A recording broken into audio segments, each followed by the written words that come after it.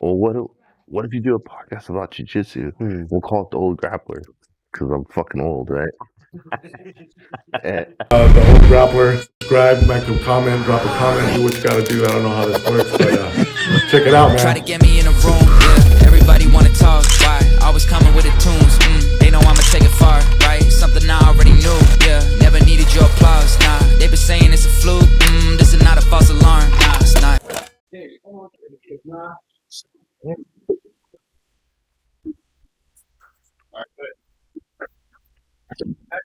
A lot of shit. Yeah. I can move all this and make it a little more clear. All right, guys, we're back with the old grappler. Today I have Bryant. Yes, sir. I'll let you introduce yourself, what school, what Okay. rank you are, Yep. and we'll get going from there. All right. My name is Bryant Pangelinan. I'm the owner of Saber Jiu-Jitsu here in Concord, California. I'm a third-degree black belt. Nice. Yeah. So, when did you decide, or like, when did your journey start? So I started wrestling when I was a young kid. I wrestled in high school and through college and well into adulthood. And then I got my first taste of jiu-jitsu, I should say, in like the early UFCs, like UFC 1, 2, and 3. I was still in high school and I was still wrestling. So I was like, man, this jiu-jitsu stuff seems pretty cool. I didn't pick it up. I'm like, whatever. I was still wrestling. And then my first couple of years of college, I was in Hawaii. And it was huge out there already. And things were really like, people were picking up because Helson Gracie had already asserted himself as one of the pioneers of bringing jiu-jitsu to the U.S. And he was doing classes in the big gym at UH. And my buddy's like, hey, they're doing that UFC stuff down in the gym. I'm like, all right, not jiu-jitsu, yeah, the right, the UFC stuff, right? yeah. And so I went down there. Like, yeah, cool. I was still wrestling for the club team at the time, so I just thought it was like sloppy wrestling and guys wearing karate gis and stuff. I'm like, this ain't really for me, But I kind of like picked up a little bit, and then I started doing private lessons with one of Helson's students just to keep me active and keep training and find something new to do. Right. And it was fun, I did it for a little while. And then after that, I was like, I came back to California after 2 years and was heavily back into wrestling and started competing again, doing more. And my best friend at the time, he just started MMA. And this was in 2003. Yeah, 2002, 2003. And he just started MMA. He was a wrestler at SF State. And he's like, hey, man, come down to the Gracie Academy. He's always looking for wrestlers to train with his fighters. I was like, sure, And we were coaches at the local club team that we were wrestling at, too. So I was like, sure. I went down there and jumped right into a first class. I didn't know nothing, other than wrestling primarily. And I was in a room with a bunch of MMA guys that had no idea who they were. I was taking them down, but I was getting choked out left and right. So I was like, I got to figure this stuff out. So, right. And it's funny when I think back, and I always tell people, like, how jiu-jitsu these days, it's like you come in for the first class. It's very user-friendly, Absolutely, put your gi on, tie your belt, break, fall, hip escape, right? So my first class ever was with the Diaz brothers, Gilbert Melendez, Jake Shields, all of these guys, killers. yeah, and I didn't know who they were, and right. And at the time, they're just like, all right, go take them down. I'm like, cool, I'll take them down. And I was getting choked out. I was like, this stuff's cool. I want to figure this out. So, did my last wrestling tournament in 2003, and then about a month later, I started jiu-jitsu. So when you were wrestling, you were just club wrestling? Yeah, so I was supposed to go wrestle in college, and that didn't work out. So I did a lot of club team stuff, so freestyle and Greco. Right. That was my thing. And then after that, it was just like, all right, I was helping out with my own alma mater. I went to De La Salle High School, wrestled there. Okay. And I was coaching for them. And, I was like, I'm just going to keep doing it kind of as a hobby, and but it was like, sometimes hobbies last a long time. Yeah, and unfortunately, wrestling is a harsh hobby. Yeah, and it's like, it's the age-old story of any wrestler. If they don't make it, in the NCAA level or the Olympic level, it just kind of fizzles out. And like, where do you go from there? And at the time, most wrestlers I was seeing, they were going towards martial arts and jiu-jitsu and MMA. I was like, I like this jiu-jitsu stuff. Let's give it a try. So Yeah, that's where it went. that's cool. Yeah. So I wrestled high school. Mhm. I went military. Okay. That didn't work out, Yeah. and then like life happened, Sure. Yeah. and fast forward 20 years, Mhm. my oldest son ends up on the wrestling team, Yeah. and it just lit that fire again. Right. Right. So I was hovering around the wrestling room, hovering like at the tournaments with Mhm. my kid. You know, he was a freshman, didn't know Yeah. anything about wrestling. Like Yeah. I didn't really, when life happened, I didn't really have time, Mhm. or I didn't make time. Sure. Right. Sure. And then they got into sports, and then I started making a little bit more time. But Mhm. wrestling at the youth level in our town wasn't readily available. Yeah. Yeah. Right? Like you had to know people that Yeah. did it and Right. where, or who Right. knows. I just never figured it out. Mhm. And then he got into high school, and then that turned into, okay, I'm coaching wrestling. Right. And fast forward, 15 years. Mhm. This is year 15 on the like, It never goes away. yeah. But then I jumped into jiu-jitsu, and Mhm. now it's just like, I wish I would have scratched that surface way sooner. Sure. It's funny because I too, I guess you consider me, I was a late starter. I think I was 26 when I started jiu-jitsu. You know what I mean? I was a cop, and at the time I was like, I'm going to do this for my well-being and for my safety. Mm-hmm. It wasn't, and I always tell people when I first started jiu-jitsu, especially in those early days, it wasn't about scoring points. It wasn't about, learning little things of how to compete or whatever. It was nothing about that. It was all the stay alive and survive, especially those, man. So I would never change anything about how I started because I learned the other side of it, right? How to use jiu-jitsu in a self-defense manner and in fighting, scenario type based. So Mm-hmm. the MMA guys where I was training with, everybody goes hard. Everything is hard. So to Right. me, that was relatable because I came from wrestling. I'm like, oh, this is like another wrestling room. Right. You take that grind and you just apply it in a different way, learn some new techniques and survive. So Mm-hmm. that to me was the big attraction. And thinking about, all right, cool. I'm really picking up this jiu-jitsu stuff well. And my teammates were saying, hey, you're doing good, and like, go compete.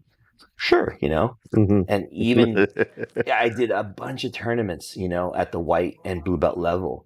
And I always tell people, even going into my first world championship at a blue belt, I didn't know the points.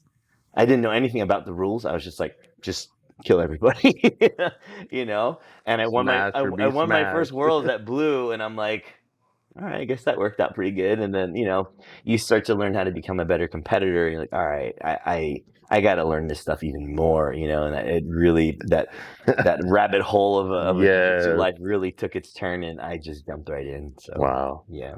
What year was that when you won the Worlds? Nogi Worlds 2008. That's dope. Yeah. That's hella cool. Yeah. So, it's pretty cool to think back. And that was the second rendition of the Nogi World Championships. And it was at Cal State Dominguez Hills.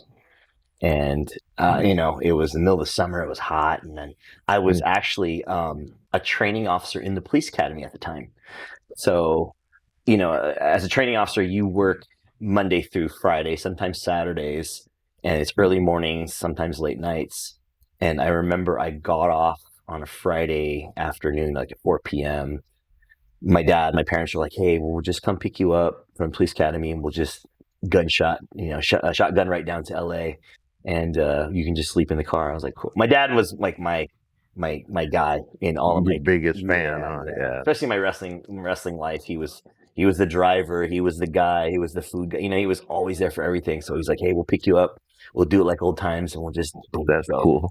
So I remember they picked me up at the police academy, and we drove to LA, and I slept the whole time in the car. Got to the hotel, and I woke up the next morning, went to the local 24-hour fitness to check my weight, and we went to the venue, and I killed everybody that day. So that was fun. And then we drove right back that night because I had to be back at work at the police academy. God.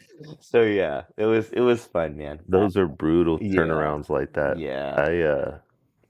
One of my high school coaches competed at the U.S. Open Mhm. in the Masters division. Mhm. Not this past season, but the season before. Yeah. And I told him, if you sign up, I'll go coach you. Yeah. And he signed up, and I was like, all right, he's only competing one day. Mhm. I'll fly out Yeah. because it was in Vegas, Yeah, right? yeah. So I drove down to Fresno, got on a plane, flew out there. They picked me up from the airport, went and had lunch, went back to the Yeah. venue. He competed, Mhm. went and had dinner. They dropped me off at the airport. Mhm. I got home like at 1:15, and I was like, I'll never do that again. Like, that was so stupid. But I mean, it's the things that we do, Yeah, right? yeah. For- And as like not only on the coaching side, but as a competitor, you're like, that's just normal, right? You know, we're gonna go do it. Yeah. You know, the Nogi Pan Ams is going on right now in Texas, and Yeah. my black belts just competed there. She took the bronze. Amazing competitor. And I was just talking about it with one of my guys yesterday. I won the Nogi Pan Ams in New York City in 2014 as a black belt, and I remember I took a red eye. I'm like, I'm going to take the cheapest flight. And I took the red eye out of SFO. I woke up in New York City. My buddy picked me up at the airport. We dropped my stuff off at his house that morning. Drove to the venue at it was like the City College in New York or something like that. Mhm. I won everything. We got dinner. He took me back to the airport, and I came right back. Dude, people don't realize like how much that is a wear on the Oh, body, God. right? Like, Yeah, it- yeah, okay, you competed. That's completely different Yeah. than me. I just went and coached, right? But like, I was just so exhausted for Yeah. a day or two Oh, after. It, You know, honestly, and I tell this to my guys, like I enjoy the process for myself as far as like preparation for a tournament and competing. Like that kind of grind's fine. But it's like I always tell them I get way more nervous. I have way more anxiety and I have way more physical stress when I'm out there coaching them, you know? And it's like you feel for them and you want to do it for them, but you know you can't. right. And you see them out there in certain situations, you're like, you know, like you want to make it right, but you can't. And I'll walk away from a tournament just spent, like physically and mentally, emotionally just drained. And be like, dude, I want to go in bed for like forever right now because I'm just so tired from all that. And to me, like it's just more taxing on the coaching side sometimes. And I think to myself, like, I've done hundreds of tournaments for these guys, and I still wouldn't change it for nothing, though. You know. Sorry, tell them there's all my gray hairs come from there. You look way young. Thanks, man. I'll be 47 in November, so I'm trying my best. You're trying to catch up to me. I literally just turned 50 a week ago. Cute. So Happy birthday. thank you. All right, man. So, you touched on you being in law enforcement. How did you make that decision to go into law enforcement? Well, my dad served in the military, 2 tours of Vietnam, and kind of raised us in that lifestyle of, you know, structure and, Yes. you know, that type of thing with my brother and I. And I had always wanted to be a soldier. I actually wanted to join the military. And, you know, he raises us and, you know, my brother and I, looking at how he went through the whole thing with, you know, Vietnam and saw war and went through war. Right.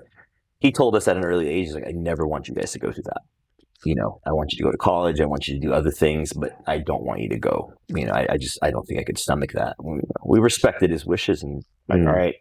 And I went to college and I thought to myself, well, you know, I'm a little beyond a military type age and date. So I'm going to go be a cop. You know, I'm going to try that. And I was working for the federal government as an IT guy for several years. And, you know, it was all like, nah, you know, desk and chair type deal. I can't do this. I'm like, I got to do something. Right. And put myself into the police academy and just went full board and got hired on at like week 6 or something like that. And went from there. So, you know, I was an officer out here in the west side of Contra Costa where it's really busy, you know, and crime is high, crime rates are high, and a different type of clientele out there, I guess you could say, than versus, you know, some other areas out here in the Bay Area, especially like in Contra Costa. But I learned a lot real quick and had my hand in a lot of different things as far as like, you know, doing stuff for the community, the departments.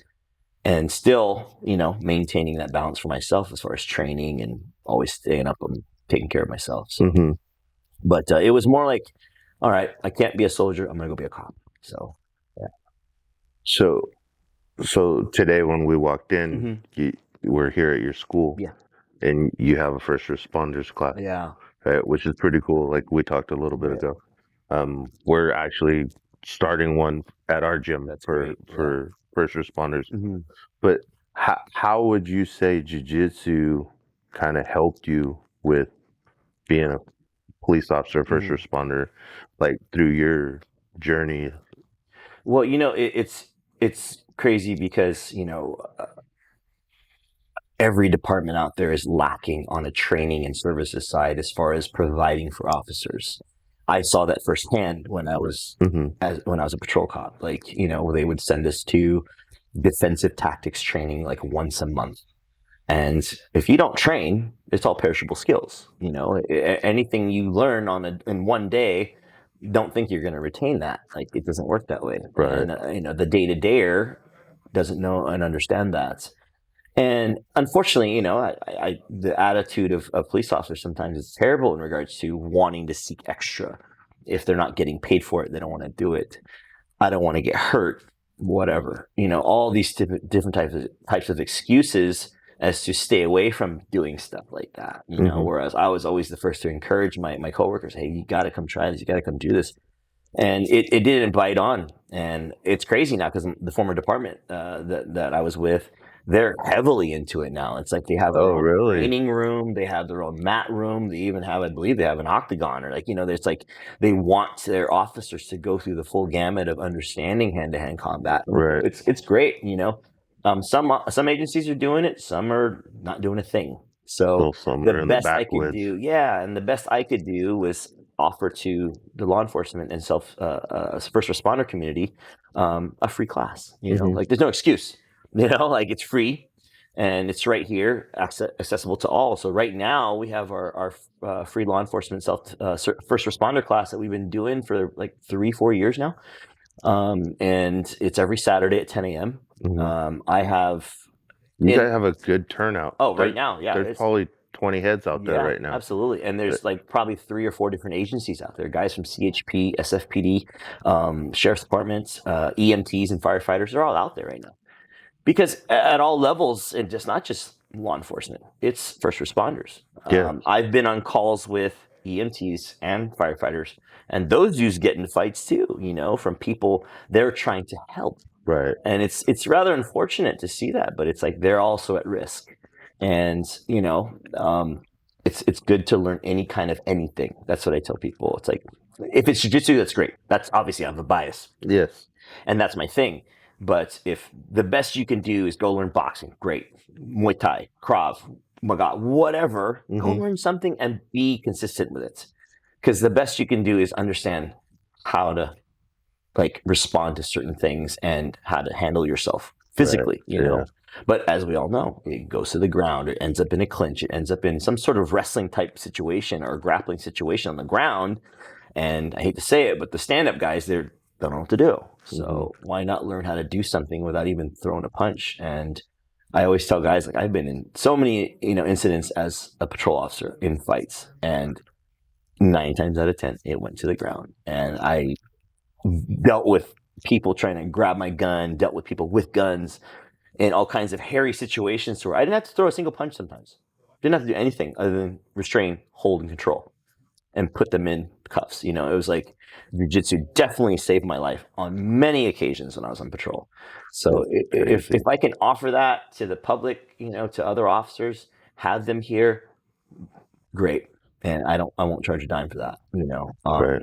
And it's cool too. Over the past 2 years, I want to say, I've offered my academy up to all law enforcement agencies that sometimes these agencies don't have the budget to provide a space or an actual training day.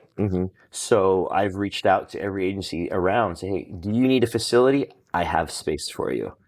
Now your defensive tactics team can take its teams, bring them here, and then you have a place to train for a couple hours. So there's really, again, no excuse. And I don't even charge those guys. So if you're looking at it from a cost perspective, the department and the agencies aren't spending a dime.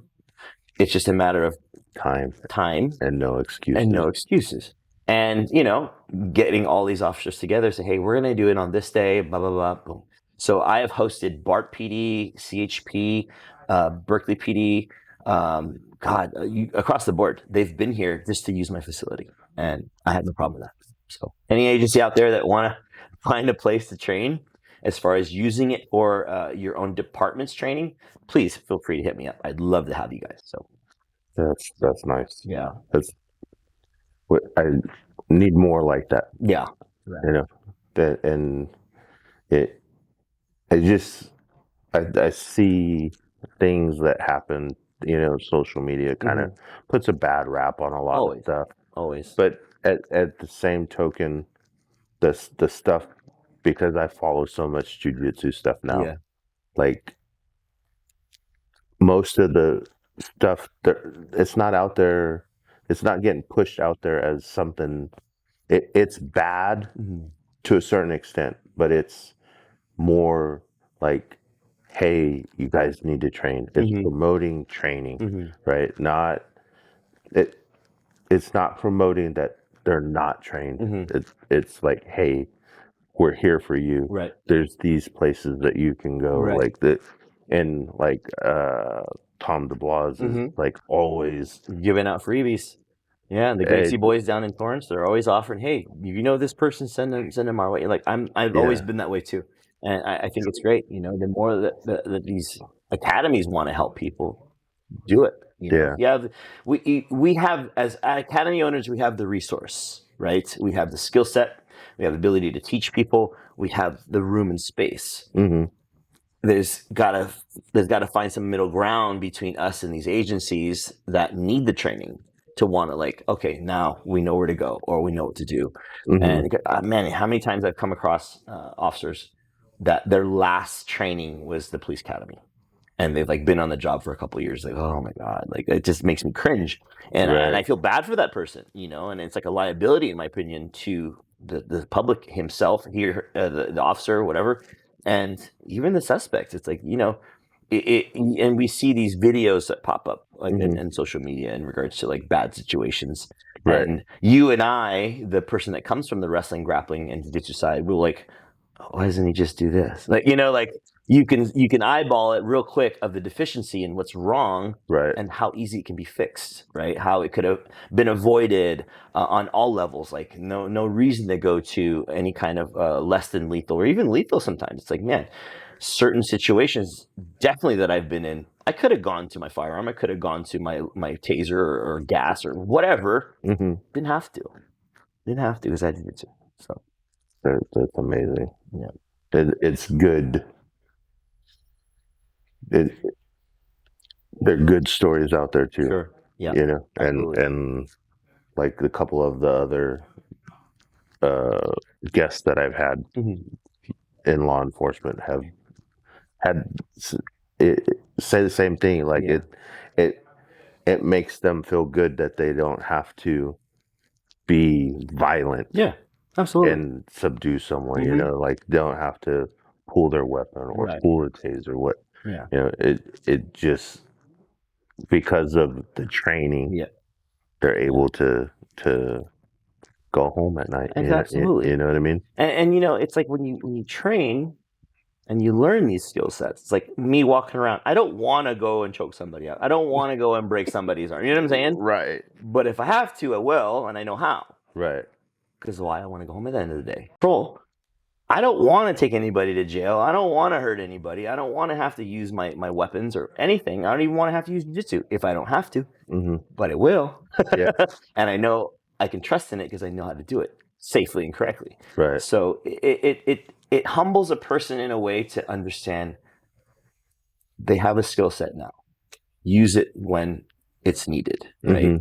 Whether you're walking down the street, day-to-day person, or you're in that line of work that requires it. So, yeah.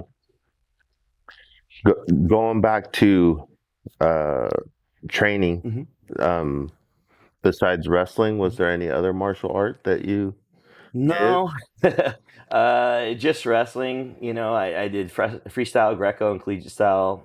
All through those years, and then when I got into jiu-jitsu, it was like cool. Like I've trained with a bunch of judo guys before, Mhm. and I love studying and watching judo matches and see how the little nuances of how their grip fighting is, their footwork, and seeing how those pieces I can maybe apply to it. Mhm. I like to watch and study like different types of grappling. I'll watch Sambo. I'll watch Sumo. Mhm. Those guys can fight like no other. You know what I'm saying? Right. Like Yeah. seeing how aggressive they can be. I still actively watch NCAA wrestling in college, and high school wrestling as much as possible. Yeah.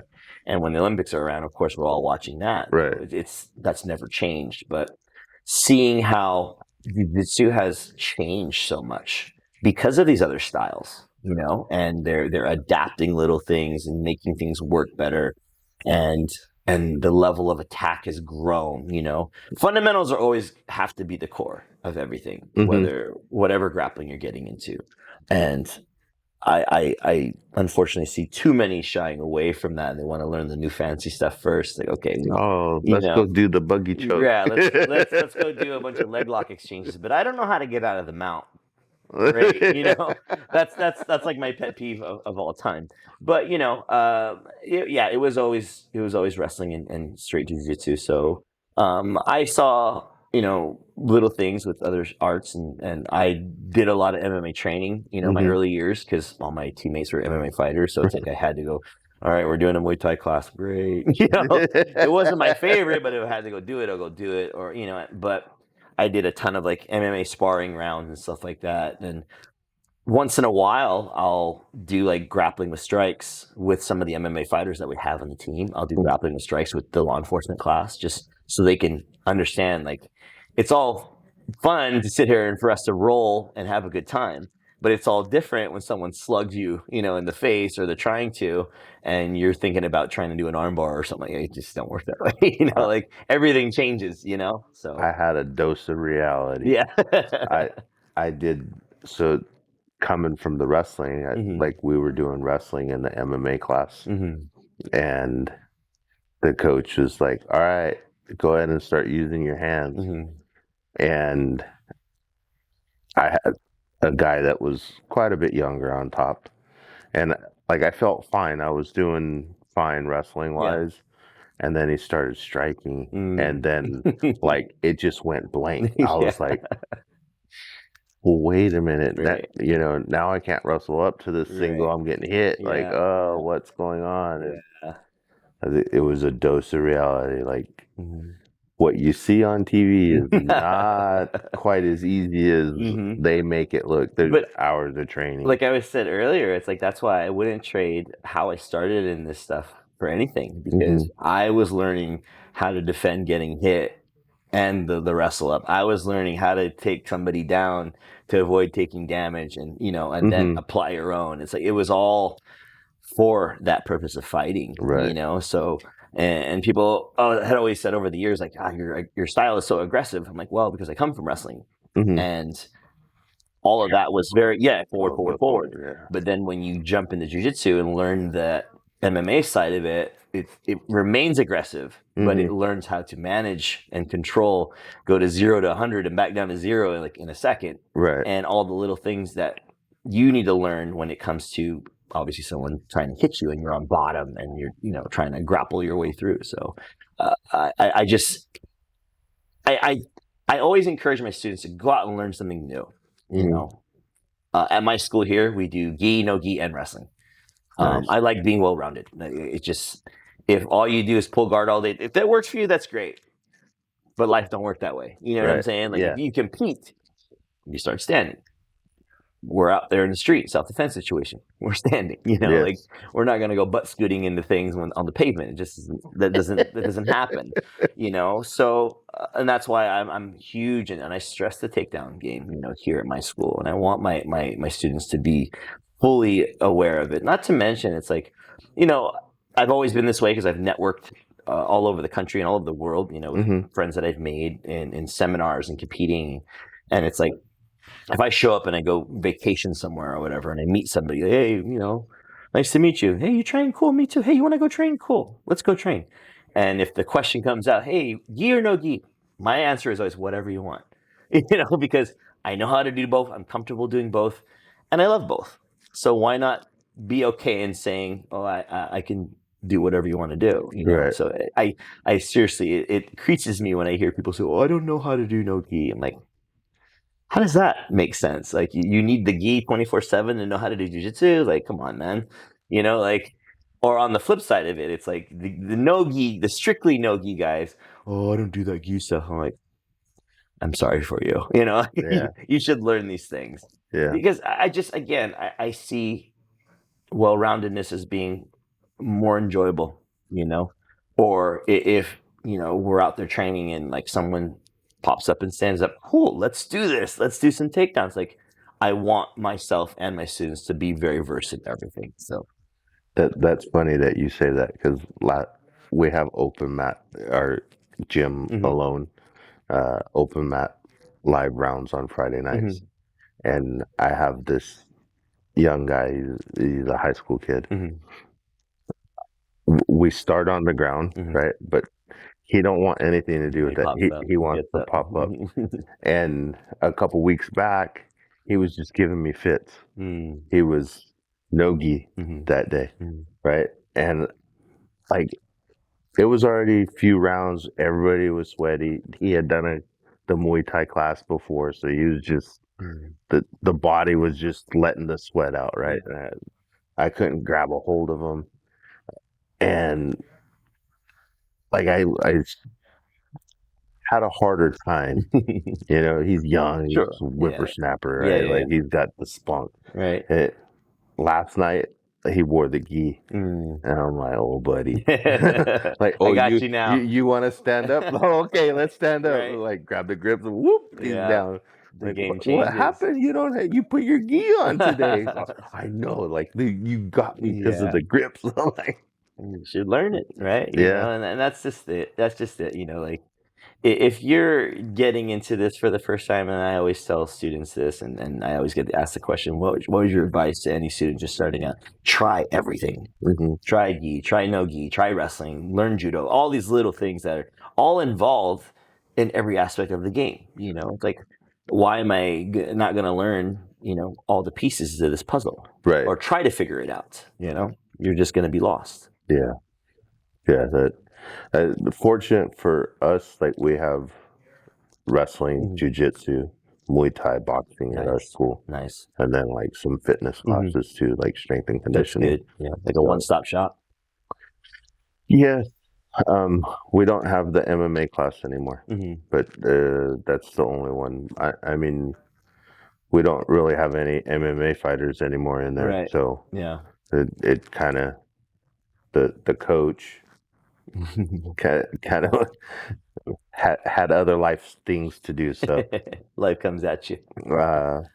But so we did have one fighter that was still trying to fight MMA, and like between the group of coaches, like make it happen, but the fight fell through or something, and now that fighter's not even been training that much. So in my school, again, it's strictly jiu-jitsu and wrestling, and I've wanted it that way. Having come from like fighter gyms, I see how those dynamics can work, and I was like, I don't want that. You pick and choose on what you want when you start your school, and like, okay, this is how I want to make it.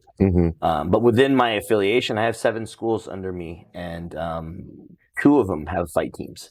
I think it's great, and a lot of our guys that are into the stand-up thing or want to go do some more MMA stuff, they go cross-train with the affiliates, and it works out really, really good. And they know, like, hey, you want pure jiu-jitsu, let's go to Saber HQ and, let's roll there. So, if it works for this school, by all means, go for it. I think it's great, but I guess I'm a bit of a grappling purist, so I wanted to keep that, the way it was here. So people always ask, like, oh, do you have, stand-up classes? Like, no, we don't. We have a few students that do it on a private training level, So anyway, it was just, I just wanted to be a strictly jiu-jitsu school, and that's what we have. So, but I like how I mean, I guess you're coming from the wrestling background. Mhm. You understand that part of it Right. too. That it's still important Totally. for the jiu-jitsu, Yeah, right? absolutely. Because, like you said, it starts on the feet, Hmm. and like not all schools believe in that. Yeah, yeah. You know, like, oh, we'll pull guard or Right. we'll butt scoot or Right, what right. have you. But there's got to be another means to get the fight to the ground, Totally. right? Like, Totally. so how are they accomplishing that? And by all means, a lot of people are successful, Sure. but at the same time, for as many that are successful, there's thousands that are Yeah. still trying to figure it out. Exactly. You know? Exactly. And it's crazy. Like you see so much wrestling going on with schools, especially with like the popularity of ADCC and all that Hmm. type of stuff that has grown on to the mainstream as far as the jiu-jitsu community, and it's the huge spectacle. And then you watch like a lot of the wrestling that's going on. Like I knew after ADCC, like the popularity of wrestling is just going to go skyrocket. Mm. Everybody's going to want to start wrestling more. And like we have No-Gi Worlds coming up in December. And here at my school, that's like the biggest tournament for us and myself. So Hmm. we do a ton of wrestling a month and a half out, and it's a grind, but I want all my students again to be ready for that grind when we get to the tournament and be Hmm. okay with it, because it's almost like automatic. You go to the Nogi World Championships, you see there's less guard pulling and way more wrestling, and I don't want nobody getting beat up on their feet. Like what you see too now is a lot of these D1, Mhm. D2, D3 wrestling Yeah. guys They're becoming jiu-jitsu guys. transition Yeah. into jiu-jitsu Mhm. because, like you said earlier, it at once NCAA's is over, if you're not, Top tier. we'll just say top 5 Mhm. in the United States, Mhm. or you're not pulling one of those transfer rules to go to another country and Mhm. wrestle, Mhm. then what do they have What are you to? gonna do? Yeah. We have a pretty legit Mhm. United States wrestling team right Yeah. now. Absolutely. So there's really like 2 or 3 guys maybe Mhm. at each weight class Yeah. that are at that level that could possibly beat each other. Mhm.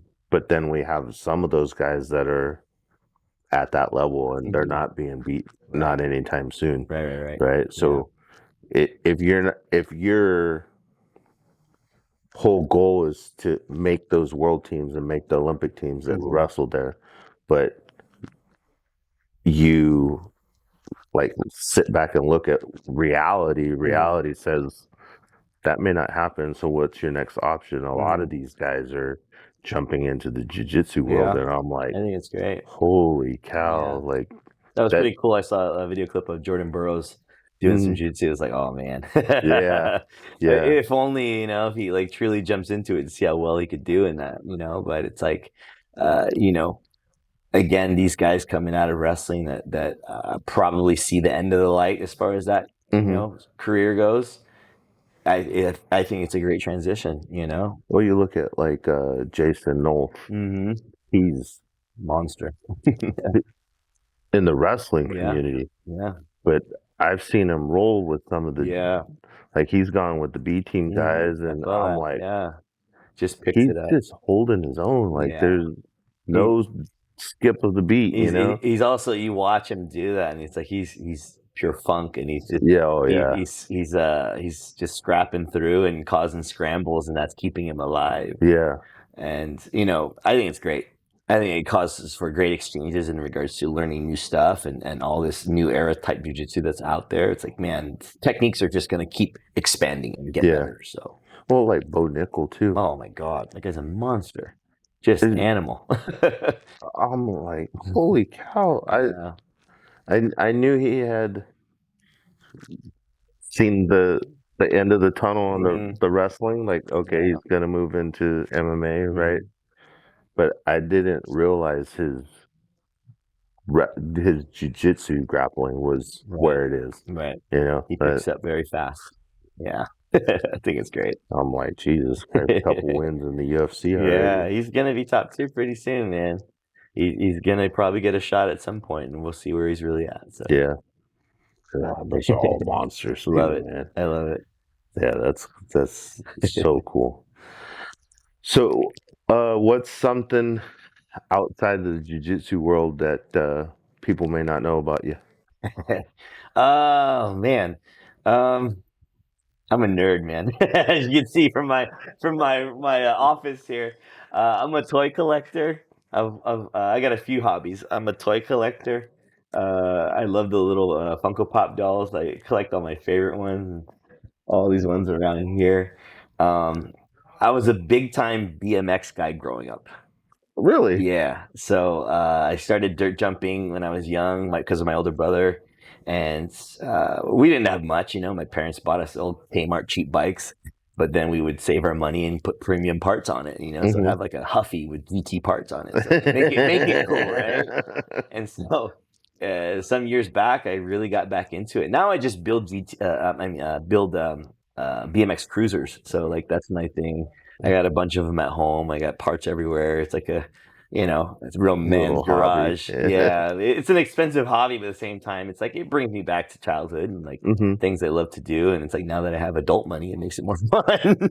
But It's crazy that you say that because one of the guys that like our kids grew up together, and I don't know, maybe like 6, 7, 8 years ago, he always talked about BMX. Always talked about it, and like how he did it as a kid, and his kids were wrestlers, but he would have rather them have done BMX. Right. Well, he had a son.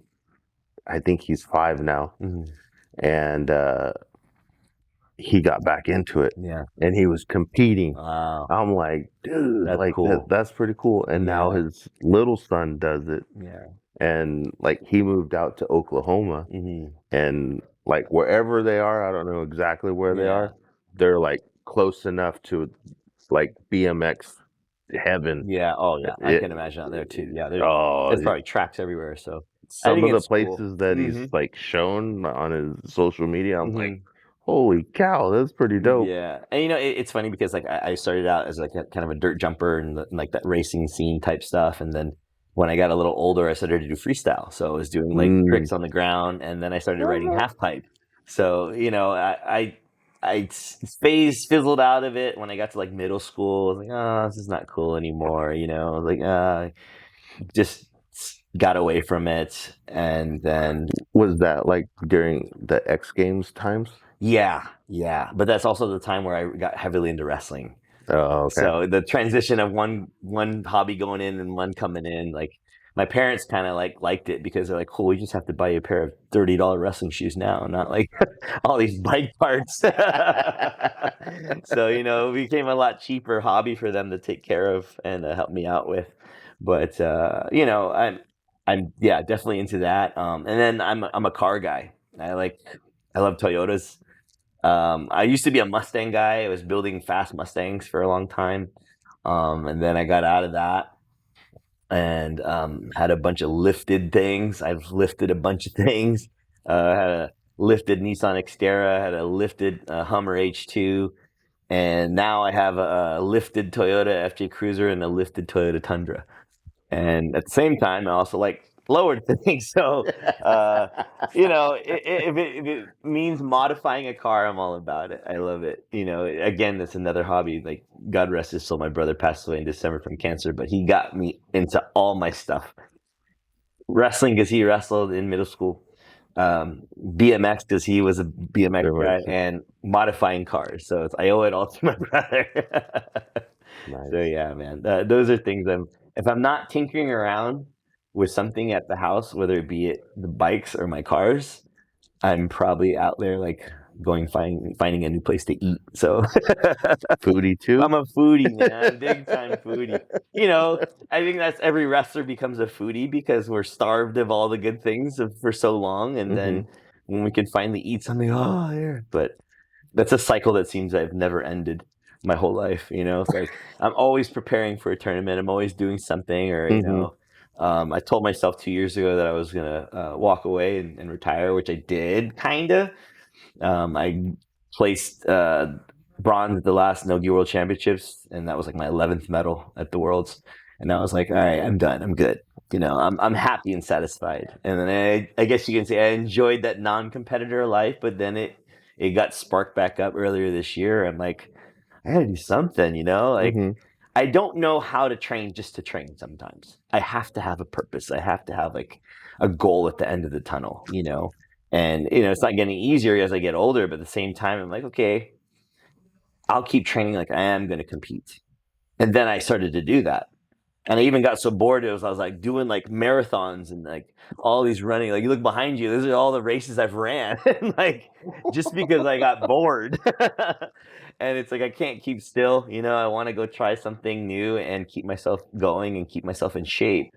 And I started to do like 5Ks, 10Ks, and half marathons just to stay in shape Hmm. and do more. I lift a lot. I work out like 5 times a week, and I thought to myself, you know what? I think it's time to come back. So I did the American Nationals this year, took silver there, and I'm like, you know what? Screw it. I'm gonna go full bore. I'm gonna do the Nogi Worlds one more time. So we'll see. What about gi competitions? I The look on his face, like, why we gotta talk about that? no.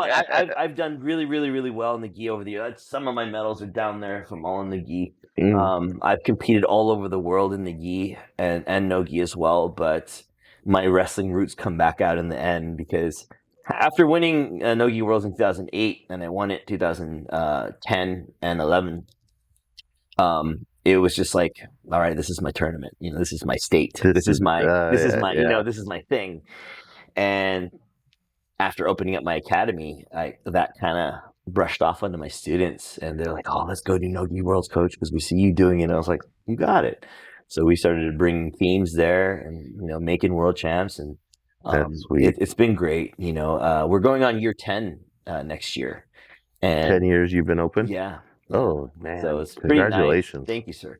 And within that, like I've raised from white to black a good handful of my own, created world champs, Pan Am champs, and some really high level competitors and like solid students and even better human beings. And that's what it's all about. But it's just, I think, you become, as a student, you kind of become, all right, I'm seeing what my coach does and try some of that. And like, I think these guys have seen me compete so much. They're like, I want to do that too. Like, and they do really well, and I tell them all the time, like, you guys are better at the level you're at than when I was there, like doing all these things and learning, because like we talked about it before, it's like when I started versus how they started, two totally different ball Generations, the access of information and the ability to learn and the environment and atmosphere, it's different. It's different. Yeah. It's better. I guess you could say it's better. But I on my team here, I have like 30 of my own black belts, and it's really, really great because in every class, you'll probably have at least 5 of them out there training with you, and just hammers, like people you don't want to train with, but it's fun, and well, the day that we came for the Maui thing, I didn't get to roll with any black belts. No. I rolled with 2 of your brown belts. Right. And I was just like, oh my God. I was talking to some of the students that one of my nephew came with me. Yeah. And, I didn't realize that I knew they had done the class earlier, right? In the morning. Oh yeah. They were prepping for Master Worlds and Jiu-Jitsu Con. And then that next week, I seen one of them on the medal stand. Like there was a picture of him. I was like, oh, that's hella cool. Like I got to roll with him. Yeah, he put it to me, but I got to roll with him. Like, that was cool.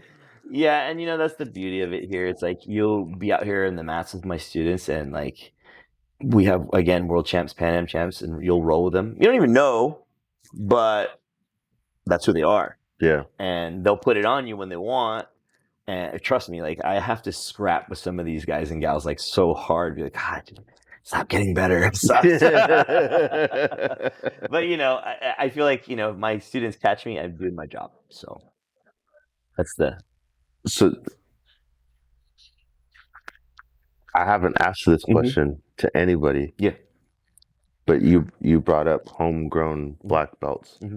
How does that make you feel to see from the beginning to accomplishing that level for your students? Oh, it's amazing. It's just been probably more rewarding than winning worlds sometimes. Like just like to see how somebody can come in here at day 0, put the gi on for the first time, and be a hot mess for a little while, and then next thing you know, they're whooping up on you. Like, whoa, what the heck is going on? Like, I think it's great. I think it's just amazing, and I have some extremely talented students on my team. Some that don't even compete, but if like they wanted to, they would wreck a lot of shop if they did, you know. And but again, to have some of them, I probably have, I want to say maybe 8 to 10 that I've taken from white to black, and it's just amazing, you know. And again, I saw these people develop much faster than I did because, again, the access of information, the ability to train with people of a higher caliber all the time. You know? Right. Like way back in the day, like if you were like a blue or purple, you were like God somewhere, you know? And people were like, wow. And then if you had a brown or a black belt on them, it's like, oh my God, you got to train with a black belt. That's cool, you know? Now it's just a normal thing, you know. Right. And I think that just creates for better training environments. Like here on my team, we don't have beginner classes. We don't have all white belt classes. I'm not a big fan of that because I wasn't raised that way in jiu-jitsu.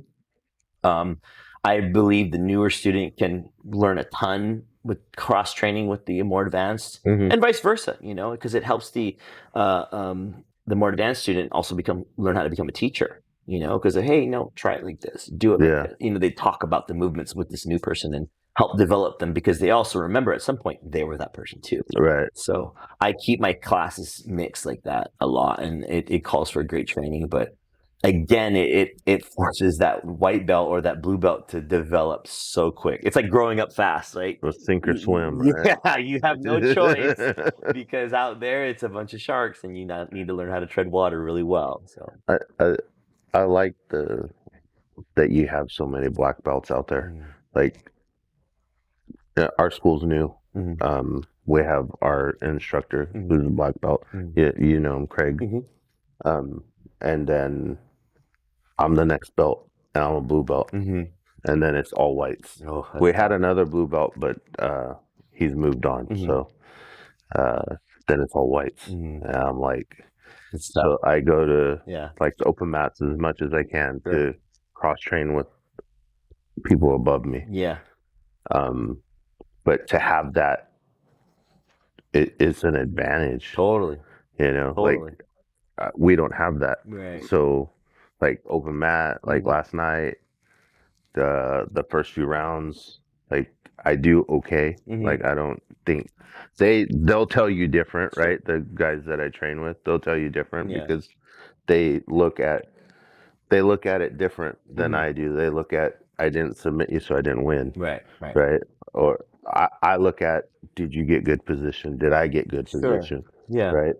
So when like the first few rounds last night, we did just start on our butt and go. And then like halfway through the rounds, I was like, okay, what position do you want? Like pick whatever position you want, and you're starting there. Yeah. Like, and it was good for me because mount, side control, back take, another side control, half guard. Like I got to work those situations where maybe because they don't want to engage, they play the outside game on me. You know, so it gives me a way of getting them on me and then working. Right. I've been really trying to work on sweeps lately. So any situation where we end up, I'm like, okay, how do I get them? How do I get them over?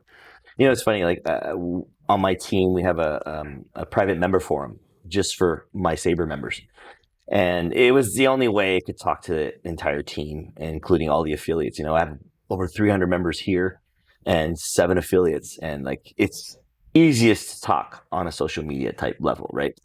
and I had this thing we put out weekly called Ask Coach Anything, right? And a student asked, like, what do you see as the biggest, error or thing that you notice as far as white belts getting started? I'm like, exactly what you just said. They play that avoiding game, staying on the outside and not engaging. And, it's like, if you're going to do that for half the round, you just wasted your time. You just learn how to stay away. Stay distant. Yeah. Hey, nothing can happen if I'm not in. Exactly. If I'm not going to get engaged. tapped if I'm out here, right? And I think that's people's ego. Aside from ego, that's also obviously lack of technique and understanding, but it's also like they don't want to lose. Versus what jiu-jitsu teaches you gotta get out there and take some L's. You gotta get out there and get tapped and scrubbed. All the things that this stuff will teach you. So even when my students are training, right, and they're both sitting on their knees and they're just on their knees, and I call it, I hate to say it, midget wrestling, and they're just they're doing this type of deal. I'm like, bro, just stand up. Yeah, right. And if you're just gonna do that, no one wants to pull. Okay, then just stand up. Then you might as well. Right? Yeah. You're just wasting your time. And again, it's understanding how the objectives and nuances of the game work. And that new student that plays the avoid game, they're gonna keep themselves back with that type of approach. Yeah. And I don't know. Everybody will kind of get fully immersed in their own way at some point, but I always tell my new people, dive right in, man. Dive right in. I'm down the rabbit hole. I watch videos. I'm like, okay, how can I incorporate that into what we're doing? Sure. And then the only way to find out is find out, right? Absolutely. Try it. Yeah. If it didn't work, well, fuck, all right, it didn't work. Right. But move on to something else. That you can't stay stuck on stupid. Absolutely. So, so you touched on jiu-jitsu's allowed you to travel and compete around the world. Yeah. What places have you competed outside of the United States? All right, let's see. Japan, Portugal, Dubai. Where else have I been? Mexico, Guam. Where else have I been? Sometimes it's fuzzy because I've competed and I've done seminars too all over the world. I've competed so many times. No, I have. In the US, I've competed everywhere. Every open you can imagine, every sub only event and stuff. I've been invited to all these things. I've always done, and that was it. During my heavy comp years, 2012 to 2018, I was doing 20 tournaments a year, and getting out there and competing a lot. And then I'm happy to do 4 tournaments in a year. But it was tough because especially when I got to 2014, and that's when we opened the academy. That's when the real juggle became, all right, how can I do this? Because I opened my business. I only had one person who was a black belt on the team at the time, and I want to go compete everywhere, and man, I need to put my time into it, and it became better with time of learning how to juggle that, but it worked out really well. But again, going back to your question, that's a good handful of places I've been to compete, and again, all over the U.S. But what was your favorite? Japan. Yeah, Japan. 2014, I went and I did the Asian Open in Tokyo. Oh, yeah, and I won gold there, and it was great. First match I had was against some Brazilian guy. It was a tough one. Beat him, I think 2-0, something like that, to make it to the finals. And then I never forget this, and I always tell people when I was in the finals, I fought this dude, Brazilian Japanese guy, and the place was packed, and it was just amazing, the vibe of the energy there. To go there and compete, in the land of the samurai, that's everybody's dream if you do martial arts. Right. And so when I was there, I'm like, man, I really want to obviously go out there and win. And I was like by myself with just a couple people, you know, but really I'm like you're literally by yourself. And I'm hearing the roar of the crowd. I'm like, oh shit, are they cheering for me? This is kind of cool, you know. Little did I know they were cheering for him because he was the hometown guy. But I ended up submitting him in the final, so that was really cool. But just to be out in Japan and compete, I've been to Japan so many times growing up, and I've been all over Europe and Asia. Been to 49 states. So as far as like traveling wise, I've been to a lot of places, but to compete in Japan, that was amazing. So Wow, yeah, that's pretty cool. yeah. 1 second. Yeah. 1 second. So, we were talking about you traveling and Japan being your most favorite. Yeah. What was your least favorite place?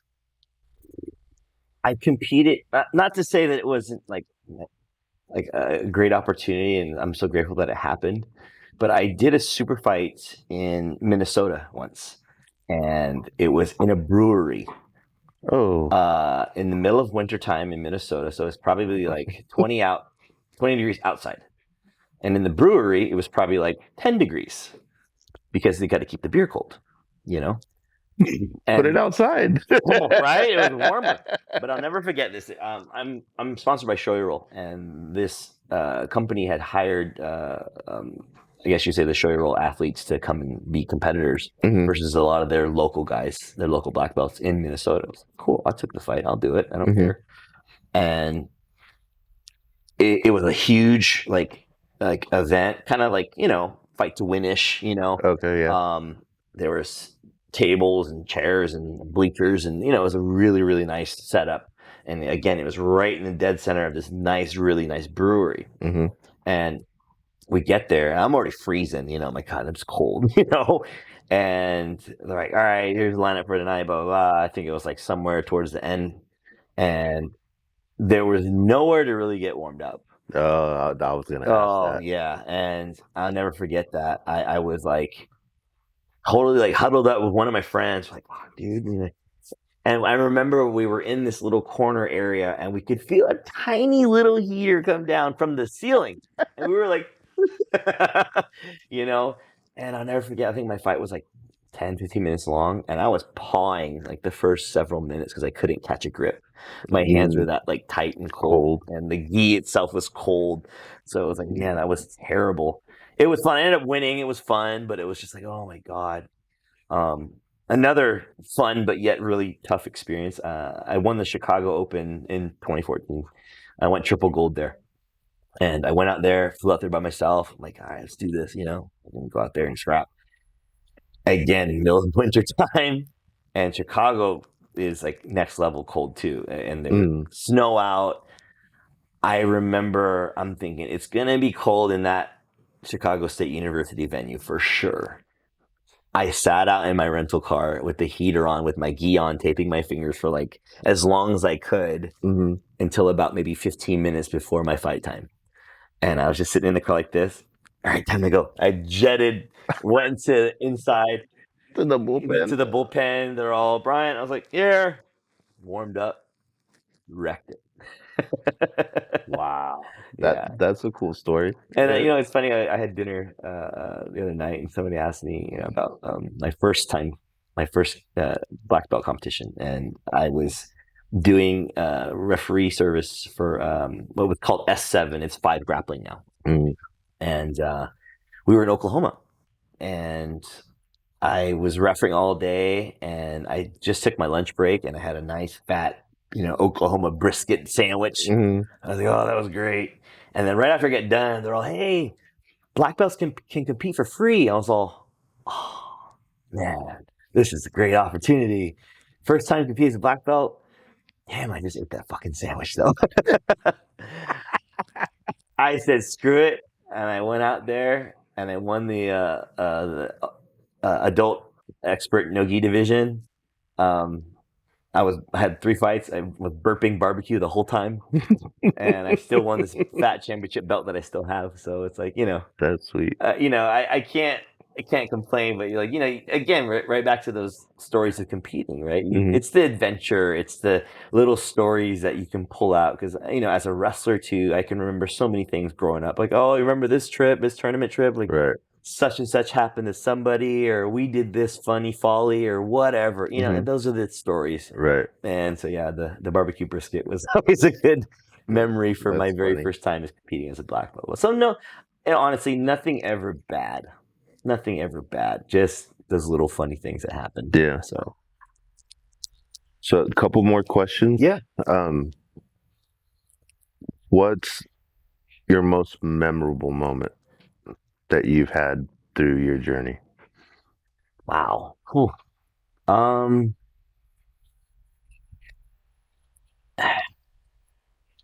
It's hard to say because I've done so many things on different levels as a coach, gym owner, as a competitor, and then I love to give back. Mhm. I've done so many, that's how we met. You Yep. came to our Maui fundraiser. Like, we've done things for cancer, AIDS, autism, people with fire victims. Even prior, we did the flooding victims. Um, we did a fundraiser for when there was fires in Australia for those animals that were, that needed help. Like, we did one for that. Like, anytime I had an opportunity to give back to the community, whether it's here or afar, those are probably the most rewarding ones. Mhm. I'm part of this organization called Black Belts for Butterflies. It's founded by my good friend and black belt Rich McKeegan, who's out in Connecticut. And it's to bring awareness for children with autism. Mhm. And I've been a part of that since 2015, and I've done seminars for them all across the board. And it's just been probably one of the most rewarding things ever. We're raising awareness and funds for any local organization, and normally those are nonprofit too. They don't have much, and they're just trying to help kids with autism. And so, that's been great. And then just recently, my academy and I were part of the We Defy Foundation, which is another nonprofit. They are an organization founded by another couple of good friends of mine, Alan Shabara and Brian Marvin, who were disabled vets coming from the military, and guys that suffered from PTSD and other injuries and whatnot. So, as we know, like here in the States, like, it's not the greatest for our veterans. No. My dad was one. My dad was a disabled vet, and he had to fight for so many things just to get help. Right. And so when these guys asked me to be part of it, and we were the first gym here in California to be part of it, and it's certified through the VA, which is really neat. Oh, really? Yeah. So what it is we are considered a safe haven for disabled veterans, right? And what happens is these disabled vets that want training or help or whatever, some sort of fitness level type thing. Pardon my dog, she's chewing. Yeah. She's getting after it. Okay. These vets will go and apply with the foundation to try and get help. And what We Defy does is they'll seek out these gyms like myself that are certified, and they'll pay for a disabled vets membership to go train. Really? Yeah. So that's definitely been one of the most rewarding things. I just came back from an awards banquet in Dallas for the We Defy Foundation, and just seeing all the people that I've been working with and been a part of it for so many years, it's just been wonderful. The amount of schools too that have been certified through We Defy has grown like outrageously. I think when we first started, and there was only a handful of schools, maybe less than 20 in the U.S., and now there's, I think, just under 1,000. Really? Yeah. So just to see how many in California. There's a lot now. There's a lot. So, like, so many schools are now part of this, and you obviously, it's either on a academy website, or you ask the gym owner, "Are you guys part of the We Defy Foundation?" And if there's not something listed there in a website, they'll probably let you know. So those are the things to me that mean a lot. If I'm able to give back and help people in any kind of way, which is no sweat off my back, no dime out of my pocket, it's great, Yeah. So it's not just about winning titles, it's not about winning anything really, but if you can help people, that's what it's all about. So. Right. Yeah. I have that same thought process. Mhm. Like I really like that there's opportunities for the people that the veterans, Sure. Absolutely. and like the would you say the black belts for Black belts for butterflies, yeah. that like it just gives opportunity where maybe they wouldn't have had that opportunity and just to go somewhere and like step on a mat and have someone like have interest in you, Sure. Yeah. like that helps those people. Like it's the little things sometimes that mean the most. It's crazy, man. It's like all these years having been doing these events and things for the community. You want to help everybody. Like you want to do everything for everybody, and you just can't. Right. It's like I hate to say it, but you pick and choose what you can do. I see things sometimes come across my desk. I'm like, I wish I could do that. I can't right now, though. And then there's some where I'm just like, I'm full bore. I'm on it. Let's do it. Like the Maui thing. Like we had a bunch of hands, and that was done so quick behind the scenes. We're like, all right, we're gonna do this. Yeah. But thinking back to like my good friend Rich McKeegan's deal with black belts for butterflies, like he was a purple belt at the time. He loves to tell the story, and I love hearing about it whenever he talks about it. There was that school shooting in Connecticut some years back, and multiple victims. Right. The person went crazy and shot up the school. And one of the victims was a young boy named Dylan who had autism, and that was the same day Rich says that his son was born. So here he was, enjoying the happiness of his child being born for the first time, but here now some other father is just grieving the loss of his son. And when he found out that, who the child was and all the little stories behind it all, like he wanted to meet the dad and he wanted to go out there and see if he could do something for the school, whatever he could do, and it all came down to just autism awareness. And he started to get some of his local friends that do jiu-jitsu, like the black belts that he knew, say, hey, you want to maybe do a seminar? We could do something. We can help raise some funds for these guys and blah, blah, blah. And it started out as a real small pocket of black belts, and then boom, it exploded. And he has done multiple events throughout the years. We've done a couple here, and they're normally 2-day events, and they draw like top tier level black belts from all over the world, and people that just want to lend their time. And again, between the amount of money raised from people just signing up to go to the event, to the raffles that we've done, like thousands and thousands of dollars that we've helped to raise to help these foundations. And again, this to me, that's like the most rewarding thing. And I've just been so happy to be part of those things. And one thing, I'm sorry to go off on more tangents, but a really good friend of mine, Hanato Tavares, Professor Hanato Tavares, like old school Carson Gracie black belt, world champ, like amazing, legendary guy. Like I remember he said it like dead on one time at one of those seminars. He's like, you don't have to be a black belt to do these things. You just have to care. Yeah. And I was like, blew my mind. Yeah. Like, there it is. You just have to actually care about something, a cause, a person, a this or that or whatever, and jump on it. Right. Give it your all.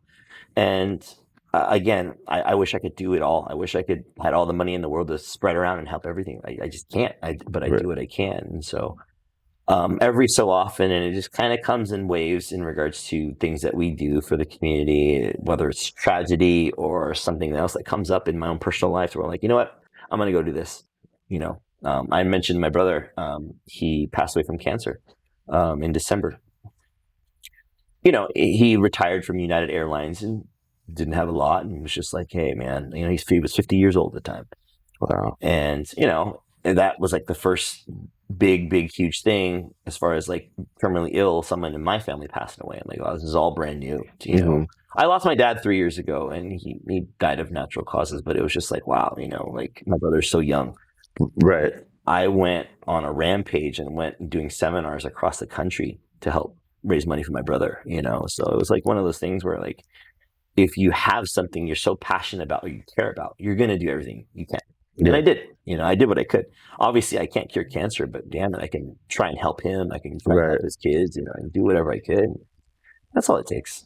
And so between the autism thing, the Black Belts for Butterflies, the We Defy Foundation, all these other little parts of the jiu-jitsu community that I've been a part of, I hope it inspires people to do more and want to create more, because that just started again from somebody that had a thought and cared to want to help. And that's all it takes.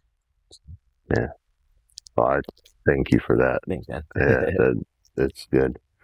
I know you touched on advice a little bit earlier, but for people, I mean, newbies, old, young, like, what kind of good mojo can you send them? Besides stepping in, like, sure. Coming through the door is half the battle. Right. And that can be sometimes, a lengthy process for some. Like, we get people that come and visit my academy for the first time. They've never trained, and I always ask, how'd you find us? Oh, I found you on Google. Oh, that's great. Cool. And, and I'll always ask, have you trained before? And if their answer is no, cool. Have you visited any other gyms? Oh, yeah, I'm actually going to go here tomorrow, here on Friday, whatever, blah, blah, blah. Cool. I want you to go try them all. I encourage you, come try my class. I'll give you my class for free, and then if you didn't like it or you still want to go try those other ones, cool. Hopefully I see you again. Right. And half the time they come back and, cool, what'd you think? I like the vibe here. I want to come here and train. Yeah. And, it's like testing out a new car or dating somebody for the first time. You're going to be like, I need to go try this out, because if it's not the right fit, something's not going to work well. Right. Or I'm not going to be happy with it. And I hit year 20 this year as far as jiu-jitsu, and I found that people will come and go, not normally because of the gym, but because of personal life, that stuff that happens. That happens. Right. But those ones that stick around and keep coming around, there's a reason, and you ask them why. Like, man, I just love the family sense of community. It's what I feel like myself, and those are the pieces that I think all of us as martial artists, we're wanting to get more out of ourselves, as we go and join these gyms. So it's like, if you're joining it for whatever reason, to learn self-defense, something to stop being bullied or whatever, we all have our own reasons, but make sure it's a good fit for you. Right. And do it as much as you possibly can, And, I'm sure you've heard it too. Oh, I want to go get in shape first before I start jiu-jitsu. I'm like, bro, what workout are you doing? Because I don't know that one, you know? And that's always a common thing that you hear. But again, for the new person, go find a gym that you feel comfortable at. Maybe if your friends train there, there's probably a good reason why. And just do it as much as possible. Yeah. Cool. So what size rash guard are you? I'm a large. Perfect. So this is a gift from me and thank you, man. the podcast. Awesome. For coming on. Everybody has a journey. Oh, I love that. Yeah, I'm old and I got my journey too. Thank you, brother. Thank you for your time. Absolutely, man. I appreciate it. It's been an honor. Thank you so much. Yeah, for sure. Yeah.